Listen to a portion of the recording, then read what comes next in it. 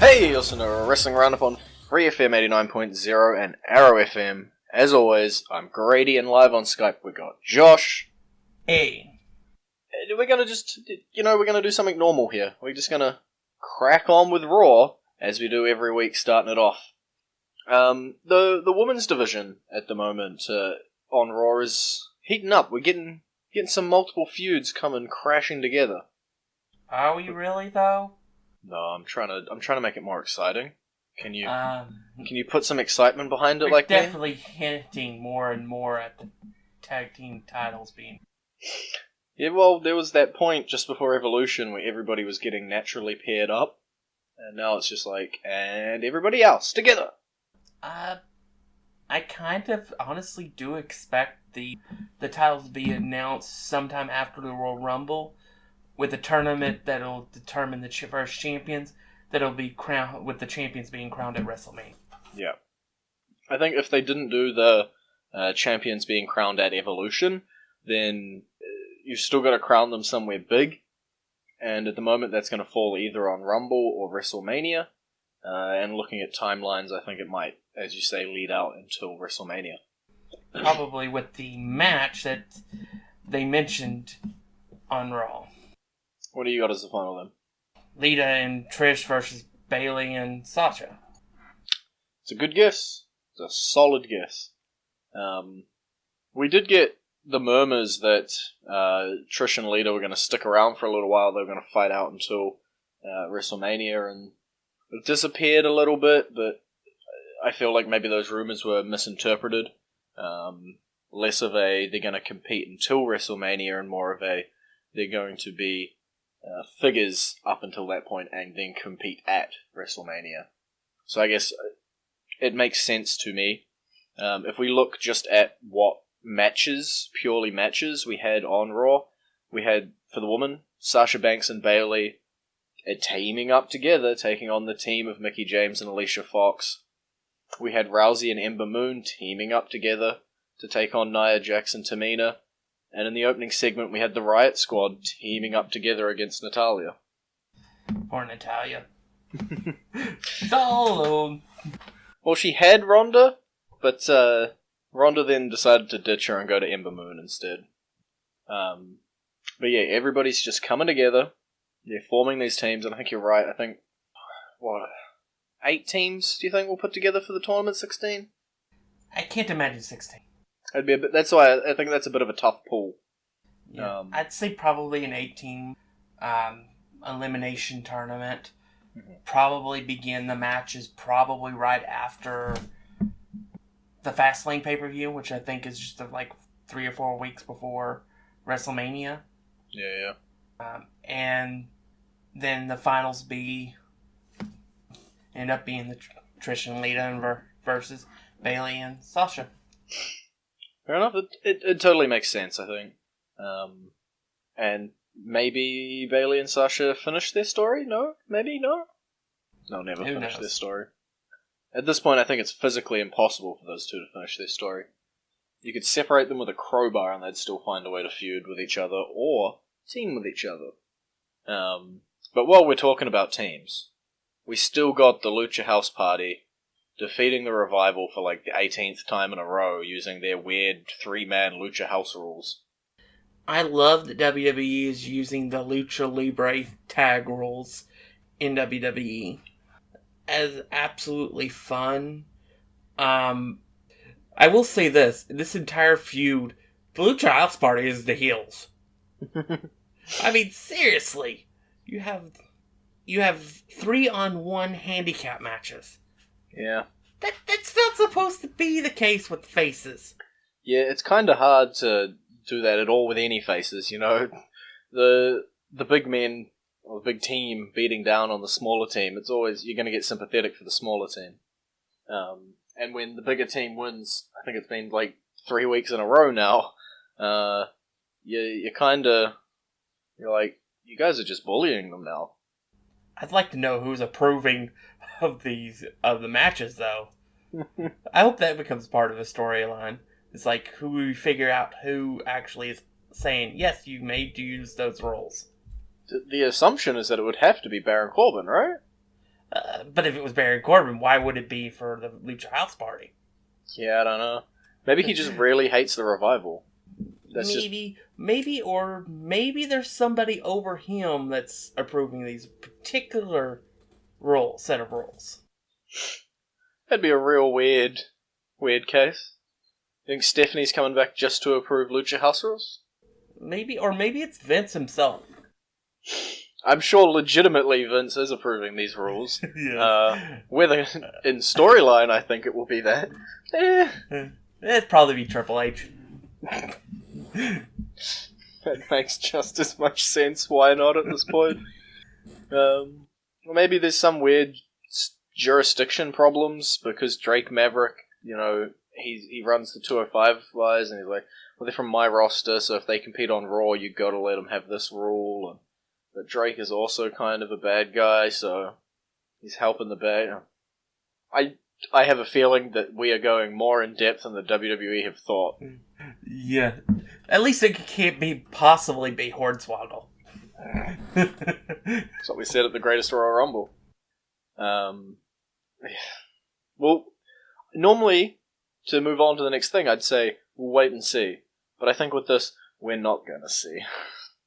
I feel like this is one of those misnomers. We're not gonna get a nice little conclusion. We're all just gonna move on and just assume it's happening. I mentioned Drake Maverick there for a little bit. He's 1-0. Yeah, he's undefeated. The AOP and Drake Maverick took on Bobby Roode and Chad Gable with Lucha House rules. No, not really. A 3-on-2 handicap match. I do find it funny that the entire time for the Lucha House Party, Renee and Cole were defending it. But when it was she was on the other foot when it came to Gable and Roode, they were against it. Of course, their alignments are on the other side. The other foot. The shoe is on the other foot. Continuity errors. You either hate 3-on-2s or you don't. See, now here's the thing, right? They hate 3-on-2s. Those are unfair. 2-on-3s, those are fine. That's the difference. It's just flipping it. And if it's 1-on-3, heck yeah. But not 3-on-1. That's not fair. But yeah, Drake Maverick. Everyone knew this was a weird pairing when he got AOP. It's working. Could you imagine Drew Gulak with them, though? You want to suggest other managers? I feel like we could be here with a really long list of other managers that AOP could have had. Yeah, but I mean, just from 205 Live. Just Drew Gulak with AOP.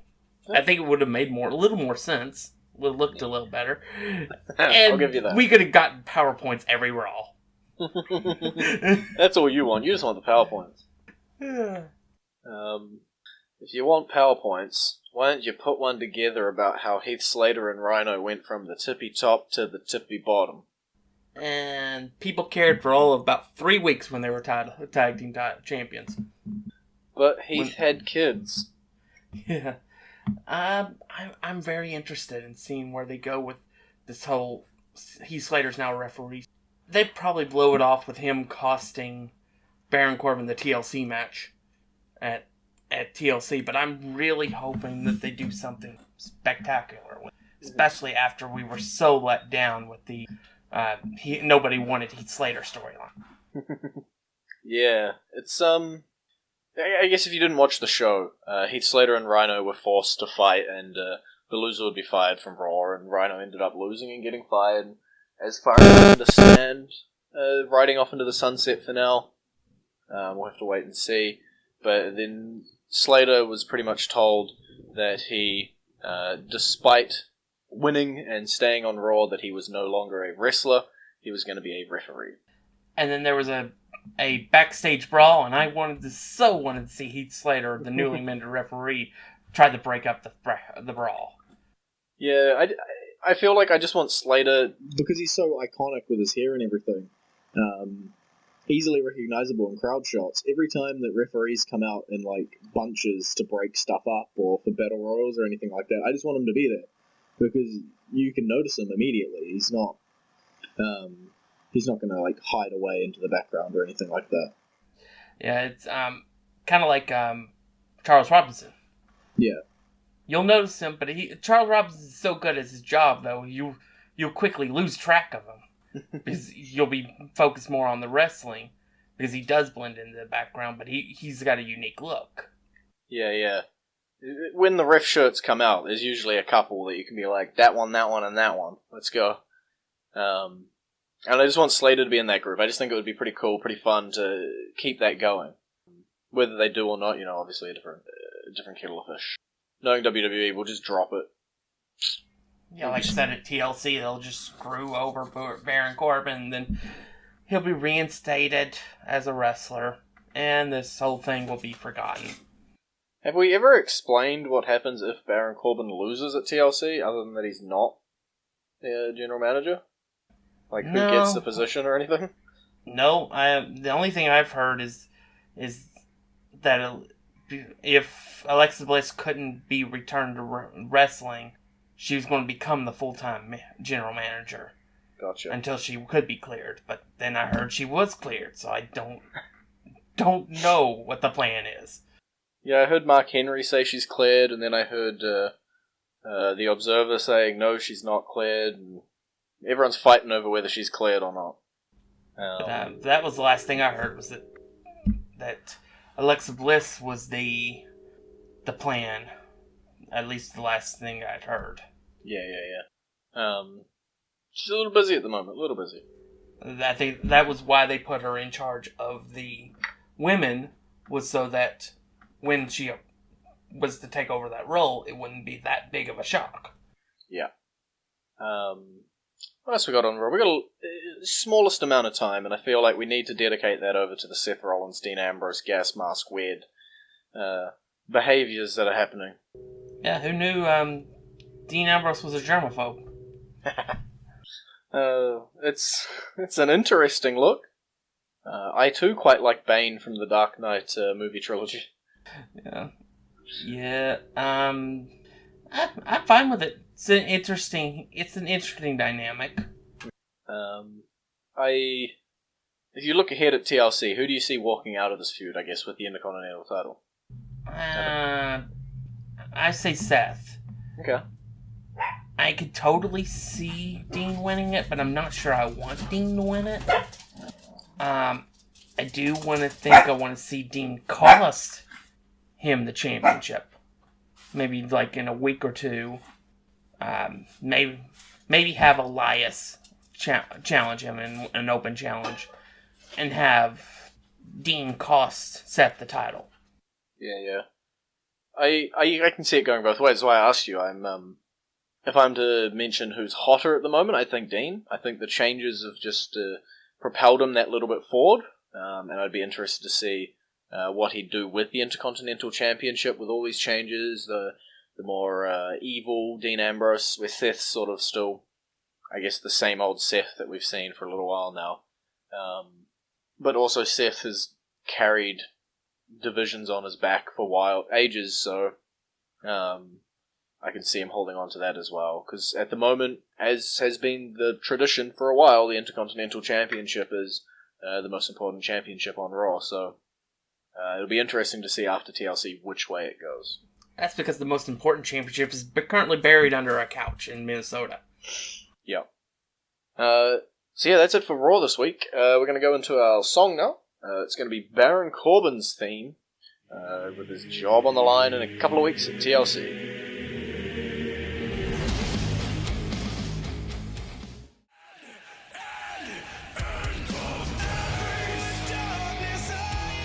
Back with the Wrestling Roundup on FreeFM 89.0 and ArrowFM. Grady and Josh.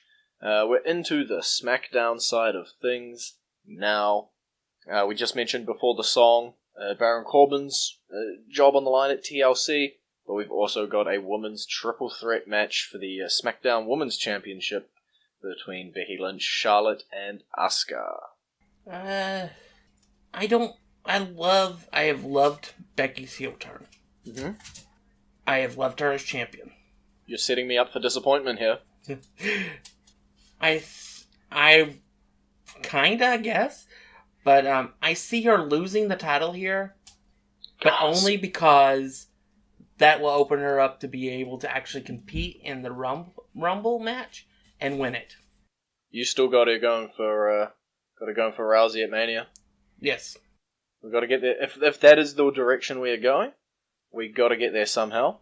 Yeah, and as you say, she the can't only be way to holding the do title. that is with the Rumble, and she would have to drop the title in order to be able to be in the Rumble. Is this the last pay-per-view before the Rumble? Yes. So yeah, I think this match is going to decide one thing, or multiple things really, but the one big thing, and that is if Becky retains, Charlotte wins the Rumble. If Charlotte gets the title, or Asuka gets the title, Becky wins the Rumble. I see the Rumble being one of those two winning, and then going on to face Ronda Rousey at WrestleMania. And I think the chips have been laid down in such a way that it can go either way. The Becky Lynch match, obviously, is the hotter of the two, but you also, at the Evolution match, Charlotte and Ronda we've set up as a pretty hot rematch as well. So I wouldn't put it past either of them necessarily winning the Rumble and jumping over ship to face Ronda on the other side. To me, it's definitely a fluid situation that could go either way. But yeah, we definitely have not seen the last of any combination of. No. And to me, depending on which combination wins the Rumble, who's holding the title going into it, all that sort of stuff, I think to me the cool moment is going to be whoever wins it, and they have to pick, because Charlotte and Becky has gotten so heated, so personal, and it's going to be basically a case of one of them choosing, do they want another shot at the title that they lost and go against their rival that they've hated for ages, or do they take on Rousey? And even though we know most likely they're going to take the Rousey option, I think it's going to be a real cool moment to see them, have that sort of internal battle or struggle to pick a direction. Yeah, I do hope that they do drag it out a little more this time. More Shinsuke than Asuka. No, more Asuka than Shinsuke. Whichever one dragged it out, I can't remember. Asuka, I think, did a little, but it was still only like a couple weeks. Yeah. Shinsuke announced immediately. Yeah. Which kind of ruined the February pay-per-view because you knew AJ was going to retain. Shinsuke could have just changed his mind. But when I'm talking about like a cool moment, of course, the mind always flicks back to the Batista one, deciding who he's going to end up facing, and I hope for a moment like that. But whether we get it or not, yeah, I wouldn't mind the Rumble stuff. The winners waiting until after that February pay-per-view to pick, because as you say, it can ruin the betweens. Like when Edge won the Rumble, he did wait until after the Elimination Chamber. That was because Chris Jericho won the title at Elimination Chamber. And the SmackDown afterwards, he was like, yeah, you're going to WrestleMania against me! Had a cracker of a match as well, if I remember. But yeah, I think the art of a Rumble, what happens after the Rumble, needs to be tightened up a little, and I think that's hopefully something we're going to see here. But we've talked about these women a lot. We've got to also mention, again, the only women's match on SmackDown, it was a tag match. Charlotte and Asuka reluctantly put together to take on Mandy Rose and Sonya Deville, who I think will be another team who will be entering that eventual women's tag team tournament. We've got a little bit of time. We can also get through the tag team division. Who you got in the TLC match? Because we got the Usos, we got the Bar, we got the New Day. It's going to be combustible. I would have to go with the Bar retaining. Okay. I don't see any reason to put the titles back on the New Day or back on the Usos. Especially this, after taking them off them to put them on the Bar. Yeah. Yeah, I'm with you on that. I think if the Bar retained through this, which they should, coming out the other end, they've got to move on to someone who's not one of these two. And if you're going to put it on one of these two, then you immediately have to switch it to Sanity. Yeah. Because that just... it just wouldn't make it much sense to go back to the well again and hope that it's not poisoned. Yeah, it's a little crazy. The sanity guys are just waiting in the wings, and they're a real hot act, and they can come out and nail down whatever you need them to. And we're just sort of sitting here, and I feel like we need to do something with them. And if they're not going to go up against the bar, heel, whether the bar want to play tweener for it, then sure, I'm with you. I think that's the one reason I would be happy with the titles switching back over to the Usos or the New, is just so we can get Sanity in there and doing something. And I think the other... Oh, we got a little bit of time. I'm going to push it this week. I'm going to push it. Samoa Joe, Jeff Hardy. It's getting personal. Joe popping up on the Titantron and constantly playing the alcoholism card, and these two are heating up for their little feud, and I think again it proves Joe is just one hell of a talent. It also helps that Joe personally witnessed Jeff Hardy at his worst. Yeah. Then again, probably 500,000 people saw it too. Well, I think you're crediting TNA a bit too much here. That was before the big fall. I know. So didn't you read? It's cool on the internet to rag on TNA. Yeah. Well, this was back in 2011. Yeah. So they hadn't. They were beginning to fall off the cliff. They just hadn't gotten all the way off it. That's one way to put it. That certainly helped kick them off the cliff. Yeah. So that should be a hot match, but the big one, the AJ Styles, Miz, Daniel Bryan, they're still mixing it up. Daniel Bryan hasn't completely finished with The Miz. The Miz is still being pretty evil. AJ Styles is running around, and Daniel Bryan is now a crazy vegan. This is fun to watch. Yeah, I don't know how else to describe it, man. Other than just screaming fickle over and over. But I feel like that wouldn't make for good radio, since Daniel Bryan's new thing. It's no longer yes and no, it's fickle. Probably because it's a harder word to chant, they'll find a way. Fickle. It's not hard, really. It's 2 syllables. You already figured it out. Yeah, I'm interested to see how it goes. I think it's a great character turn for Daniel Bryan.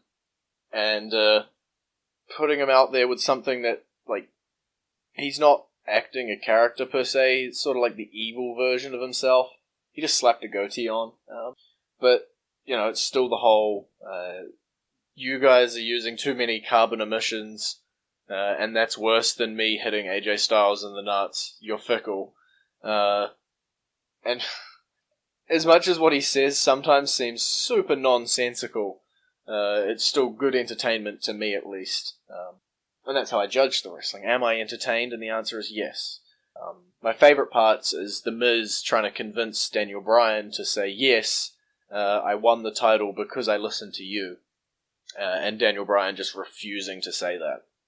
And I feel like, as much as it looks like we've deviated from it, that The Miz, Daniel Bryan could still potentially be on the horizon.